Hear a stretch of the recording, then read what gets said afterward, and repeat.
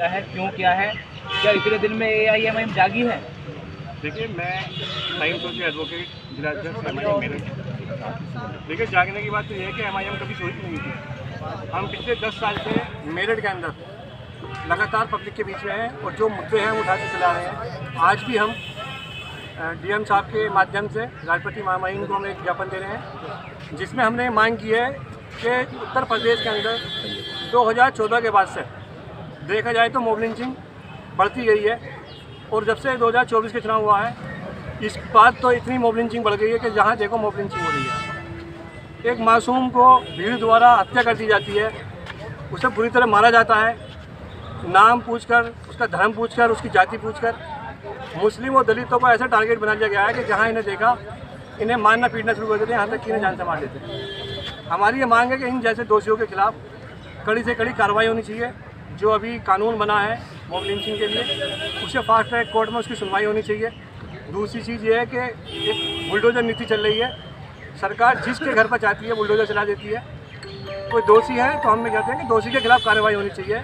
हमारे देश के संविधान में कहीं ऐसा नहीं लिखा कि आप किसी के भी घर को आप ज़मीनों दोष कर दो, उसके आशाने को गिरा दो या उसके परिवार को बर्बाद कर दो। एक उस परिवार से पूछिए जो अपनी मेहनत मजदूरी करता है, खून पसीना लगाता है, अपने बच्चों को भूखा प्यासा छोड़कर काम पर निकल जाता है, जिसकी ये गारंटी नहीं होती कि वो वापस आएगा नहीं आएगा।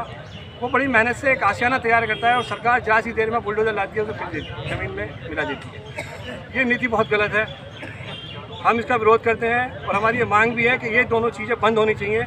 जाति धर्म देखकर किसी भी चीज़ का एक कानून हो या कोई भी चीज़ हो ऐसा दुरुपयोग नहीं करना चाहिए। तो साहब, आपने कहा कि 10 साल से आप कर रहे हैं, प्रोटेस्ट कर रहे हैं, मतलब संघर्ष कर रहे हैं। DM ऑफिस ये जो आप कर रहे हैं इस समय बुलडोजर नीति और मॉब लिंचिंग, आपने कहा 2014 के बाद से चल रहा है। आपने अब तक यहाँ मेरठ की अगर बात कर लें, आप मेरठ के जिलाध्यक्ष हैं, कितने प्रोटेस्ट किए हैं?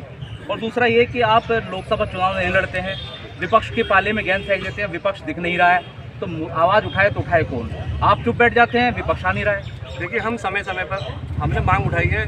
पहले एक बार मवाने में हुआ था, महसूमा में हुआ था, हमने उस पर भी आवाज़ उठाई थी।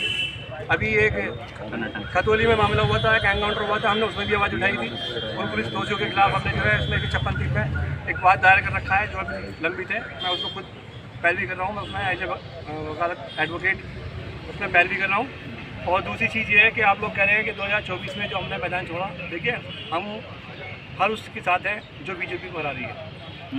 हमने यही सोचकर कि लोग बीजेपी को हराए, जिसे चाहे वोट दें, मजबूती से लड़ें, क्योंकि हमारे पर कभी कभी इल्ज़ाम लग जाता है कि हमारी वजह से बीजेपी आ गई। हम बीजेपी को जो हराएगा हम उसके साथ। अब जिनके साथ आप हैं वो कहाँ हैं? किनके साथ? देखिए सुनिए, ये आज़ाद है, विचार की लड़ाई है, नहीं मिले उनके विचार वो कहाँ हैं हम उनका नहीं पता कहाँ। नहीं, मैं कह रहा हूँ जिसके साथ आप हैं वो कहाँ है?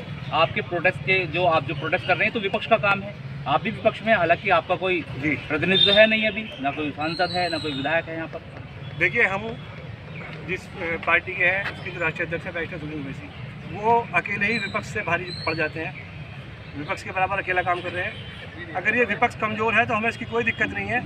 हमारे बैरिस्टर सुनील ओवैसी राष्ट्रीय अध्यक्ष सांसद है, वो सांसद में गरीब मजलूम की, दलित मुस्लिम की, पिछड़ों की सबकी आवाज़ उठा रहे हैं और वो उठाते रहेंगे।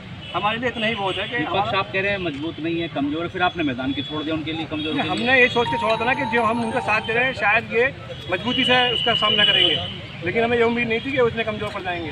वो पड़ गए, कोई दिक्कत नहीं है। 2027 का चुनाव आ रहा है, विधानसभा हम लड़ेंगे मजबूती के साथ, यूपी में अपना विपक्ष मजबूत करेंगे, तब हम बताएंगे विपक्ष कैसा होता है।